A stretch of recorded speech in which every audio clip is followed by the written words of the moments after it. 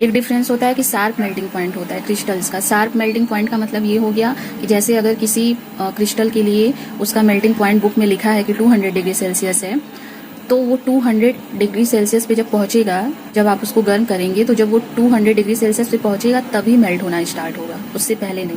लेकिन जो एमॉर्फस होते हैं उनका शार्प मेल्टिंग पॉइंट नहीं होता है। एमॉर्फस को हम गर्म करना स्टार्ट करेंगे, वो मेल्ट होता रहेगा। जैसे जैसे गर्म करेंगे मेल्ट होते होते लास्ट तक पूरा हो जाएगा। का फिक्स टेम्परेचर नहीं है कि इतने पर ही मेल्ट होगा। वो गर्म करने को रखेंगे और वो धीरे धीरे मेल्ट होना स्टार्ट हो जाएगा। क्रिस्टल्स का डेफिनिट हीट ऑफ फ्यूजन होता है। वही मतलब हो गया कि जब हम उसको गर्म करेंगे तो वो एक निश्चित टेम्परेचर पर ही फ्यूज होना स्टार्ट होगा। फ्यूज मतलब मेल्ट होना, गलना। पर एमॉर्फस के लिए ऐसा नहीं है, इतना भी हीट पाकर फ्यूज होना स्टार्ट कर सकते हैं, उनका कोई फिक्स्ड नहीं है। क्रिस्टल्स ट्रू सॉलिड होते हैं। ट्रू सॉलिड का मतलब है जिस तरह से वो मेल्ट हो रहे हैं एक फिक्स टेम्परेचर पर, उसी तरह से जब उनको हम ठंडा करेंगे तो वो एक फिक्स टेम्परेचर पर पहुंचकर ही ठंडा होना स्टार्ट करेंगे।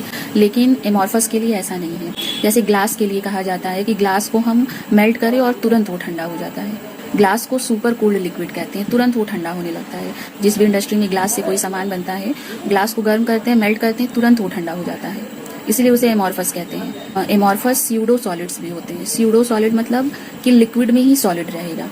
जैसे जब उसको मेल्ट करते हैं तो वो धीरे धीरे मेल्ट होना स्टार्ट हो जाता है, तो कुछ हिस्सा उसका लिक्विड रहता है, कुछ हिस्सा सॉलिड रहता है, इसीलिए उसको स्यूडो सॉलिड कहते हैं। बहुत ज़्यादा वो विस्कस रहेगा, बहुत गाढ़ा रहेगा। एक डिफरेंस ये होता है कि जो क्रिस्टल्स हैं वो एनआइसोट्रॉपिक होते हैं और एमॉर्फस आइसोट्रॉपिक होते हैं।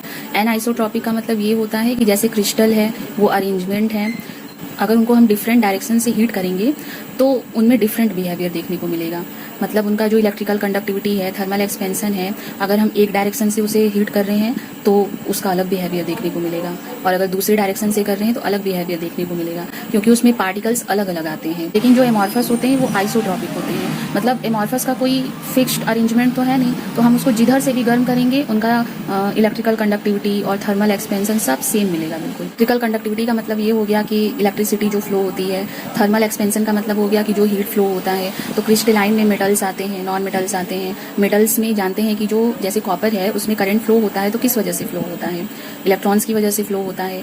अभी पता नहीं आप लोगों ने अभी पढ़ा है कि नहीं, लेकिन मेटल्स में बहुत सारे फ्री इलेक्ट्रॉन्स होते हैं जो कि इरेगुलर अरेंज रहते हैं। उसमें अच्छे से करंट तभी फ्लो होता है या हीट तभी अच्छे से फ्लो होती है जब उनको बिल्कुल रेगुलर अरेंजमेंट में कर दिया जाता है, बिल्कुल एक जैसा कर दिया जाता है, तभी जाकर उसमें हीट और करंट अच्छे से फ्लो होता है। लेकिन एमॉर्फस में ऐसा तो कुछ है नहीं। जैसे प्लास्टिक है, ग्लास है, उसमें तो कोई फ्री इलेक्ट्रॉन्स तो मिलते हैं नहीं कि उनको एक लाइन से अरेंज करना जरूरी है।